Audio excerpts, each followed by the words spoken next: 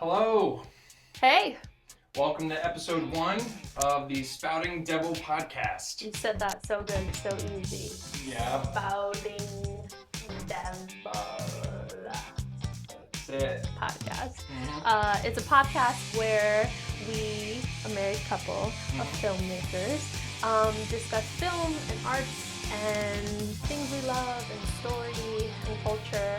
And we just get to nerd out being filmmakers.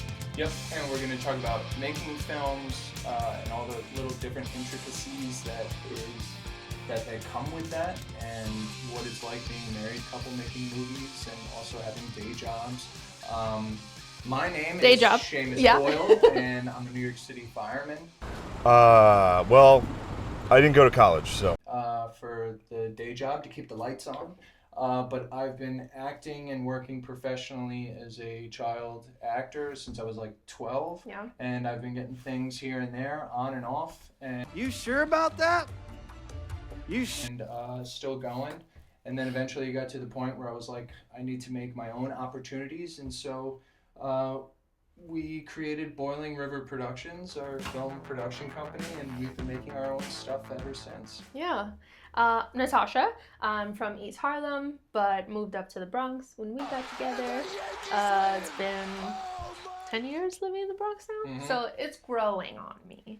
I am a writer, director, producer independently, and I am also a co-founder of Boiling River Productions, small independent company. But I also moonlight as an assistant director. If you are new to filmmaking, assistant directing is... I want people to be afraid of how much they love me. Logistically and schedule-wise, breaking down a director's vision. That is far below what we really do. Very rudimentary description, but just to give you a gist. That'll be a whole episode in itself, what ADs do. And hopefully we can get a really cool AD to join us. We've already got Not me.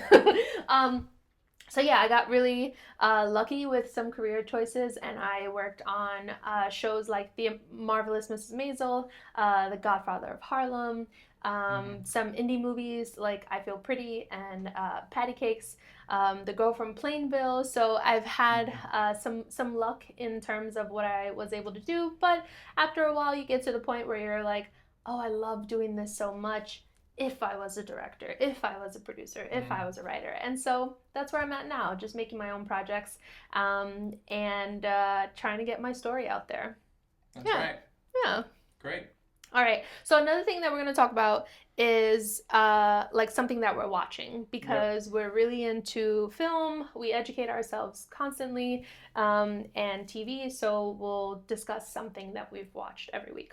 But we should do a little disclaimer. Yep. We are not lawyers. Nope. So don't take any of our advice as legal advice.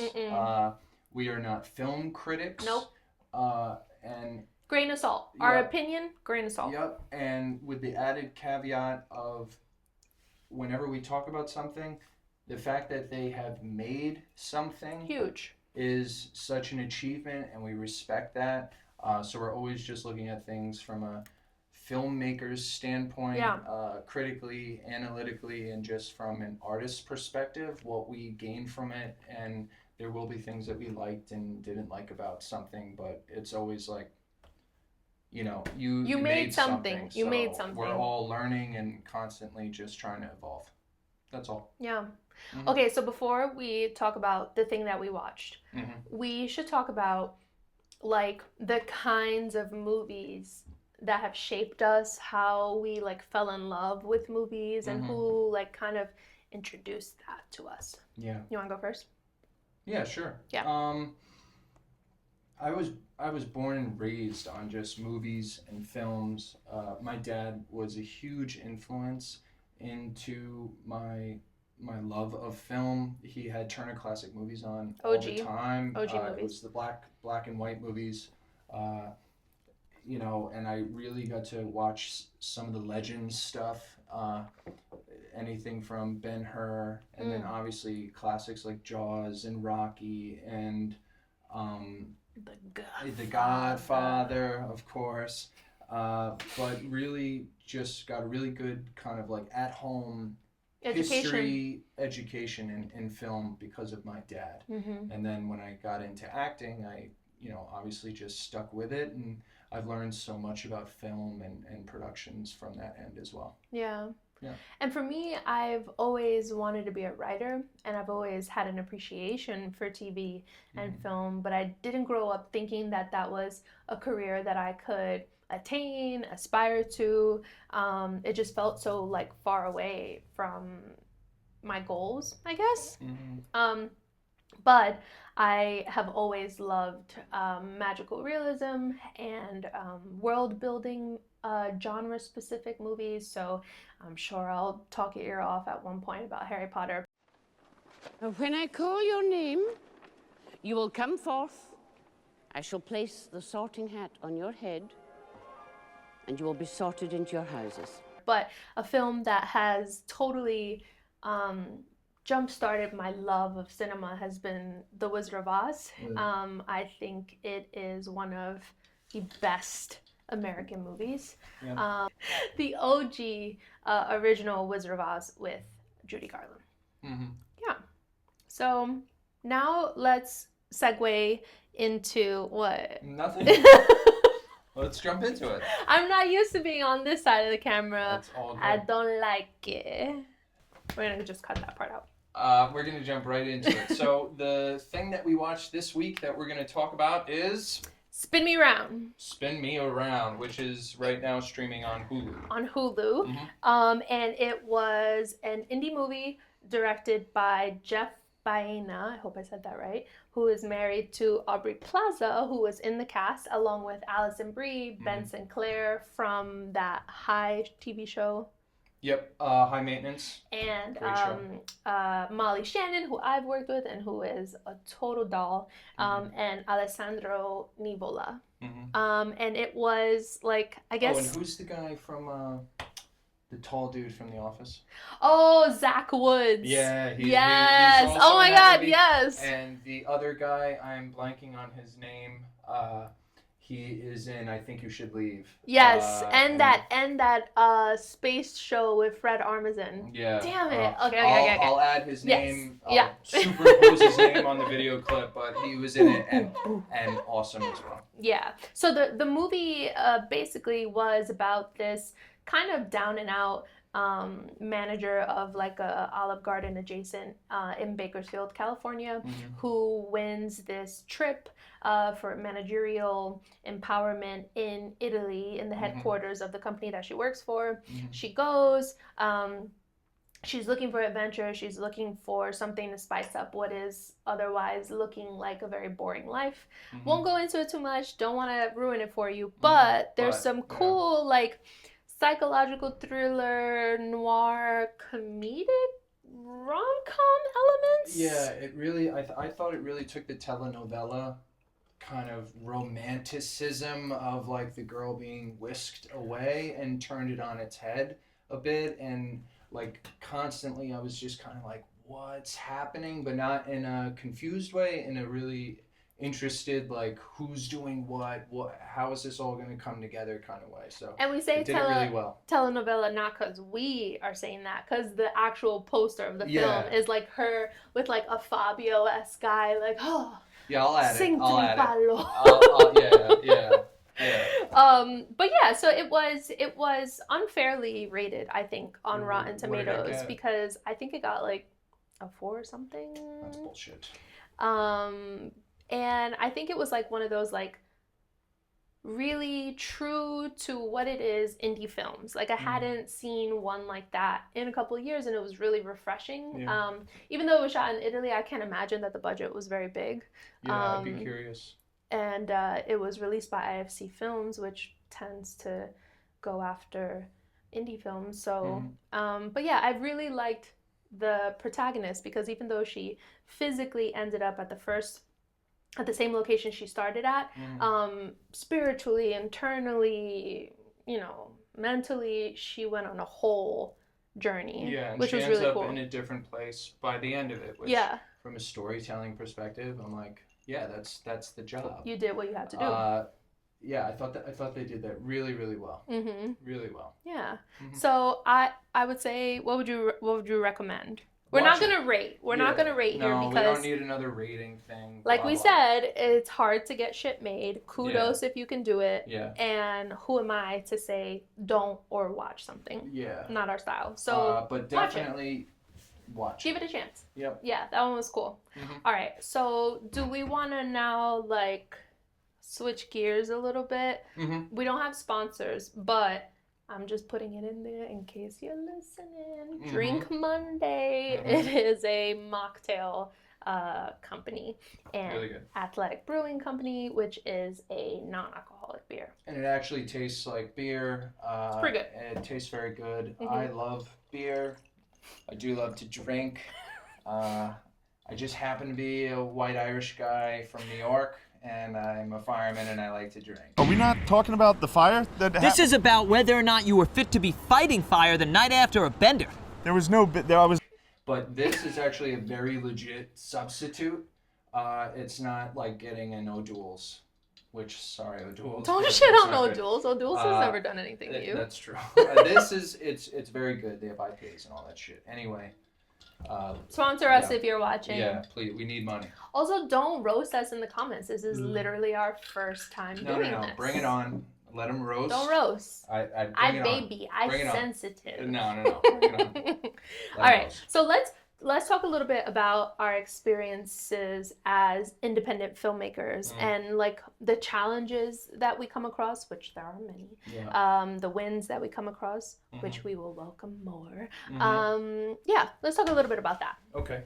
The real big push to start making our own stuff, it really came from the drive of like, all right, I'm not getting tons of calls from my manager to go on these auditions and like, so what am I gonna do?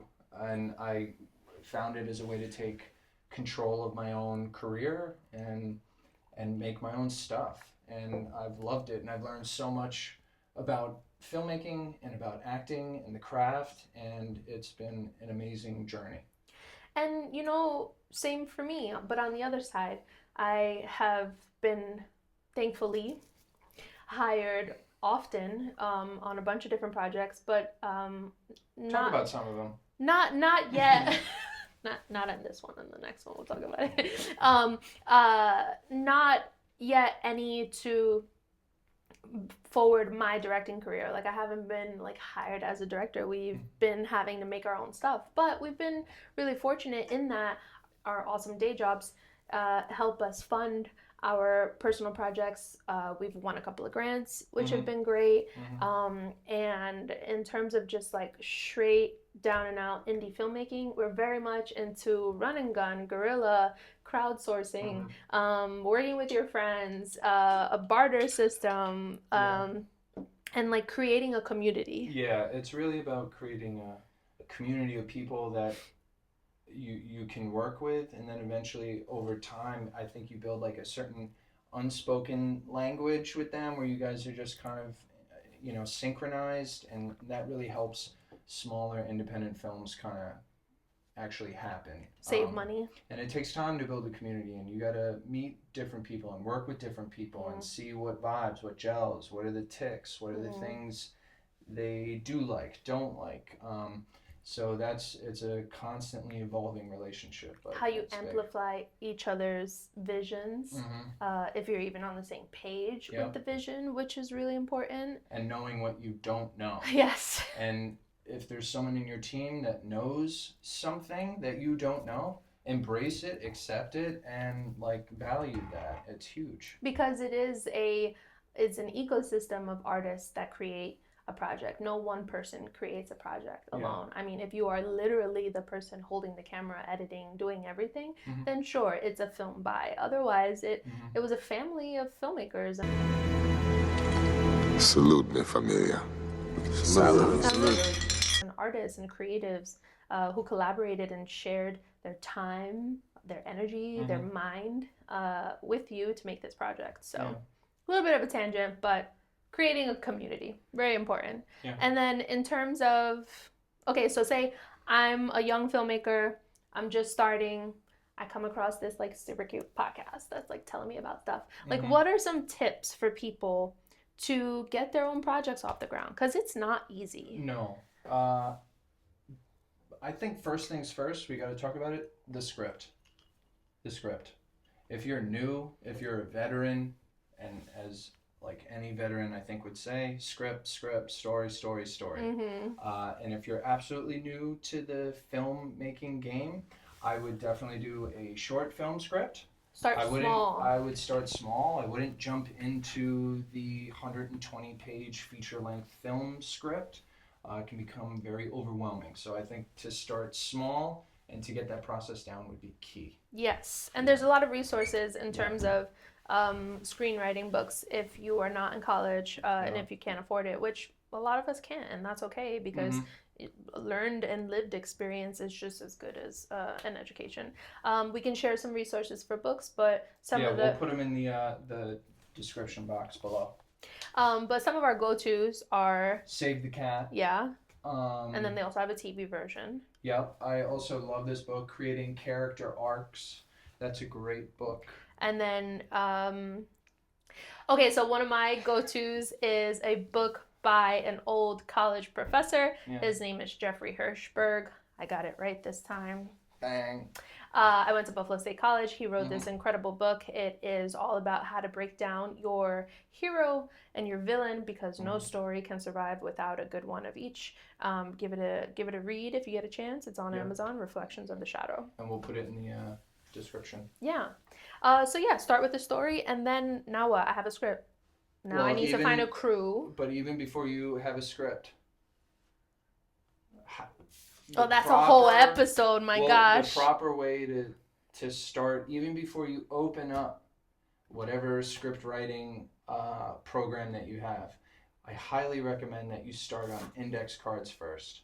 And what do we mean by that? Subjective preference. This is just how we do it, how we have learned how to do it. So we take scene ideas, dialogue ideas, character ideas, things that have popped into our head once we've been ruminating about a story idea for forever, and we put it on an index card, and sometimes it looks like vomit, but then you can kind of with time hone them and make them more specific. And what we do is we color code them for specific story points, and then we post them up on our wall. And the big thing, the big benefit to that is that you can place them in different places and you can kind of stitch them together differently than you may have in your mind. The big picture of all the parts, and it really just helps to move the pieces of the puzzle around. So I think that's a really, before you start writing the script, do the index card thing, give it a try. Let us know if you do try it. Let us know how it worked out for you,